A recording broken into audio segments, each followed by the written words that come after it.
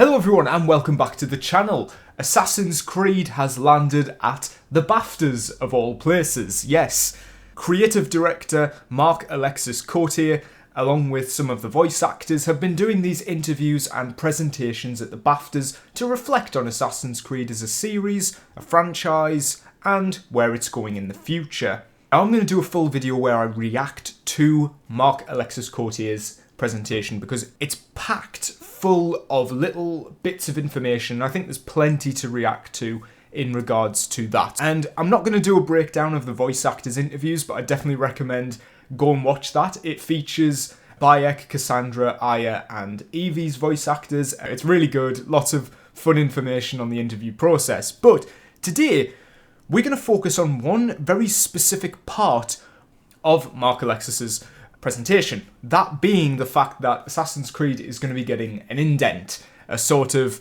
intro akin to the Marvel Cinematic Universe, and we're gonna watch it and review it. Now, when we got the Assassin's Creed 15-year anniversary, we got this intro that came with Assassin's Creed Mirage, and it was like golden, and it went around all the different characters, and then it finished off with the 15-year anniversary logo, and I think that was them sort of testing the waters on something that they wanted to do with a bigger scale, and that's what we're seeing here. So Assassin's Creed going forward, starting with Shadows, is going to have this cool little indent at the beginning, and I've got some thoughts now that I've seen it. Let's get into it, let's watch it, and let me know your thoughts. Here we are. Here we go. Okay, so bit Spider-Verse-y. We've got all the characters in a big line doing the leap of faith. And then Assassin's Creed at the end. Isn't that nice? So, I have many thoughts on this, basically. We're going to break this down. I'm going to go through this, like, almost frame by frame. It's not, in my opinion, as good as the 15-year anniversary one, because that highlighted a lot more characters, and my brain is noticing lots of strange inconsistencies in some of these designs, but we'll get to it, There we go. So we start off with the Assassin logo. This is the typical one that we've all expected. However, a nice little detail is that it's on the Animus from the first game. If you notice the little visual glitches that are happening during this, it's all the Animus from the first game, but it's got those helixes and those little glitches happening, and I think that's really cool, you know, a little flashback to the original game. Then we see Altair come out of the clouds. This whole thing is trying to recreate the leap of faith, but with each section being a different character, and that's fine, that's cool. But for some reason, right, I know some of these are CG renders. These are brand new renders of the characters, which is really cool. But Altair's looks a little bit weird. I don't know if you can see what I mean. Look at his coattails there, right? You see the way that they're sort of crossing over at the bottom. I forget I have a mouse. I can actually show you this. You see how they're crossing over at the bottom here? That kind of makes me think that they just took the model from Valhalla and Mirage and just popped it straight into here, because you never see Altair's face. Just a little... yeah. Also, his knife's missing. His sword's missing, actually, as well. I don't know whether it's because... Did his model in Mirage have the knife on the back? If it didn't, then, yeah, I think they've just took this directly from Mirage, which is interesting. Now, we get, like, 5 different Altairs, which is kind of weird. I don't know why they didn't just put different characters in. I mean, there's definitely more characters that could be in this. We're gonna certainly get to that later. The omission of certain characters is not very good, but he's also not got fingerless gloves. Ugh. Honestly, Ubisoft, get his costume right. And now it kind of transitions into Ezio. Now we're going for his Brotherhood appearance here. And this is really interesting, right? Because, look, it's actually, for the first time, I think ever, the way he looks in the game. It's actually the way he looks in the game.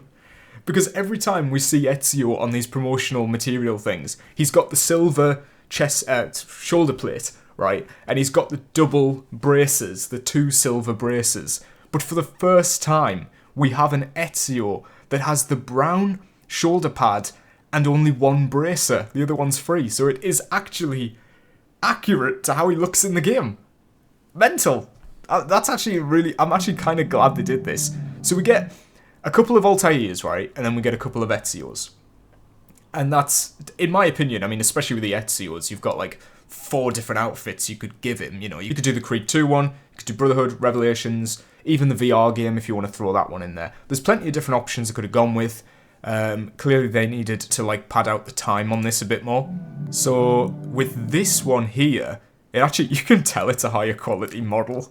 You can tell it's higher quality because they're going to spin round on him. I'm so sorry. I'm going to turn the audio off, actually. This sounds really bad.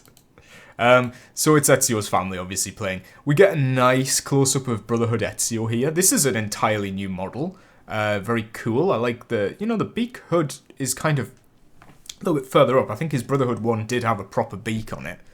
You know what? I should just call this video analysing the outfits in the trailer, because that's basically what I'm doing. This section here, this pattern was introduced with the Syndicate version of the outfit. The belt's looking a little dodgy there, but it could just be the angle he's at. But yeah, so the Brotherhood robes look really nice there. I like that each assassin, as well as we go on, gets given like their own unique pose, and it's like a pose that they're known for in the game, which is really cool. So first up, oh my goodness me, is this not such a cool image of Connor? They need to, and I mean need, to release these renders individually. I just need to see the 3D models. This looks really cool. So Connor's doing his iconic leap with the tomahawk. I really like the effects on the coattails here. We don't really see Connor's outfit move like this in the actual game. Those leather pieces are very sort of rigid, so it's really cool to see this. His quiver's looking a little bit far off his back. I know these models don't move. Yeah, so they've also made him, like, his hood looks really dirty. I know in the game he has like an off-white sort of colouring to his robes, but here it looks like he's just came out of like a well or something. They look kind of wet. Yeah, that's a really nice render of Connor. A very distinct pose as well. So even though this intro goes by really quickly, you're gonna be able to tell who it is. And then we even get Aveline, and that's wild to me. Like, why? I appreciate it, but you could have done like so many different characters. I mean, we'll get to some characters that aren't in this. Yeah, having Aveline in there, a little bit of a dodgier looking model. I don't think the face is quite up to scratch, and also the way the pistol looks like comedically small. It's a little bit off, but yeah, and you can see here as well what I was mentioning earlier, like the helixes from the original AC Animus. So that's really cool. I wish the Animus kind of changed as it went on. Oh, and look at that. You can even see like Connor like goes blue, like he blurs out as it goes back. That's quite nice. Crazy new render of Edward. Doesn't have the guns. Oh, because he's using them. Yeah, sorry. Yeah, he's got the guns out, which are probably the ones from his chest. He's probably doing like an outward thing. The face looks pretty bad, actually. That doesn't look like him at all. It looks more like Ezio in Creed 2, actually. But yeah, the robes are looking really nice here. Same sort of effects they've put on it. Again, has this kind of muddy look on the hood. I don't know if that's just something they're doing to make the lighting look better, but looks kind of weird. Bit of a weird pose, actually, for Edward. Sorry, I know I'm skipping around a bit, but in motion, that's a bit of a weird pose. This one of Arno is really nice. And actually quite interesting. Sorry, first time I'm properly noticing this. He doesn't have his ascot, which is a problem that I mentioned in my most recent video about the Assassin's Creed movie, was that version of Arno didn't have the ascot either. I don't know if it's just the motion. Yeah, this is a really weird render of Arno, actually, because it's in black. Like, this is not the blue that he has in the game, and it doesn't really look like the blue that he has in the trailers either. But I like that he's using the Phantom Blade. Obviously, that's his iconic weapon from the game. And I do actually kind of prefer the black. The more I'm looking at it, I kind of prefer this look for Arno. So yeah, that's kind of a nice one. I mean, the jumping is a bit odd, because they're meant to be doing the leap of faith, but it looks like he's jumping upwards and not like outwards, but yeah, whatever. It's fine. Now, this is crazy, okay? This is where I'm starting to get a little bit sort of, what's the word, like conspiracy theorist here, okay? So, Aveline was included in this promotional thing, because she is like the first female assassin in the games. That's obviously the thought process that went behind that, right? Now, I don't want to say that there's like something sleazy with the way they've made this, but it definitely is noticeable, right? Because we've got Evie here with the cane sword, great looking pose. I feel like her coattails are a bit short. Were they not longer in the actual game? I don't know. Great pose though, looks great. And then we move on to Bayek. Okay. We move on to Bayek. Now that's really interesting because where's Jacob? Okay. Why didn't they do Jacob? Now maybe they were thinking we only want each character, like we only want one game per character, you know, so we're only going to show one character from each game. But in that case, I actually, the first time I saw this, I thought Jacob and Evie were in the same one together because this goes by so quickly. But no, Evie is on her own here. There's no Jacob. So Jacob Fry is the only main character in these games. I mean, Alexios is also later on, but technically missing. But he's like the only canon character that's not on this, and that's really weird, especially when you've got so many Altaïrs at the beginning and so many Ezios, and like, you know, Adewale had his own DLC. Why is he not included here? But someone, I don't know. This is weird. This is weird to me. Why did they exclude Jacob? Hello everyone, I'm just editing this video at the minute, and I've just realised that Shay is not in this either. I know he's like a Templar and not an assassin, but like, how the hell do you make one of these intros and you put Aveline in, but not Shay? What? Where's the love for Shay? They better redo this with Shay in it. I'm actually pissed about that. Then we have Bayek here. Let me just get a proper, yeah, so you can... I'm aware my camera is probably covering up a lot of these, but Bayek looks nice, yeah. That's his iconic pose with the bow. We've seen that in a lot of the trailers and stuff, and it is actually the bow that you can get in the game. I recognise the design. He's got the 3 arrows, like the hunter arrow, I think they were called, the hunter bows, that could fire like a shotgun spread. Yeah, I've always been a big fan of Bayek's design. I think it's a really nice, like, dialing back, but also still feels like an assassin.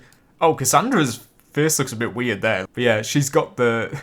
Actually, that's quite funny because in Odyssey, Kassandra had this, like, ground pound ability because she had the Spear of Leonidas, where you could jump off a cliff or something, and then you would hold your thing in the air and bang, you know, a big explosion. A bit like a you know, a ground pound sort of ability. So it's kind of fun that she's sort of doing that in this pose here. She's got like the... Let me just move... I'm going to move me over here because there's too much happening on the main side of the screen. That might look a bit weird because I'm looking this way, but I am actually looking that way. But anyway. Then we get Eivor. Typical, yeah, again, this is like her main pose with the axes. I mean, this is probably a bit of a nitpick, but it would have been really cool if, like, just for a second she flashed to the male version, or like we showed that there was like a conflict there between the two versions. That would have been a nice little inclusion, but yeah, very nice render. Nice that they're all new renders as well, except this one with Basim. I think this is this is the pose that we saw him do on that leaked piece of artwork. I can't remember if that was actually in the game or not, but yeah, nice. And they've gone with his recruit sort of outfit instead of his main assassin robes, but I like that Basim is actually included in this. To be fair, they probably could have left him out. And then finally, we get Nawe there. And I think Nawe is doing that pose that was on the codename Red, like, official reveal. Like, this is the first time we ever saw Nawe, like, in the game ever. So she's doing her pose from that. And I think this is a really cool pose, actually. I like the sword and the little ribbon coming off the top. It's quite iconic quickly, and you can see the different... The variety in her design. I do really like that. Obviously, we're not going to get Yasuke. Bit of a shame. He's not an assassin, but at the same time, we have characters like Eivor, who is also not an assassin. So, I don't know, they didn't have to include him, but I kind of wish they had put both in, because it feels a little bit like they're trying to hide him.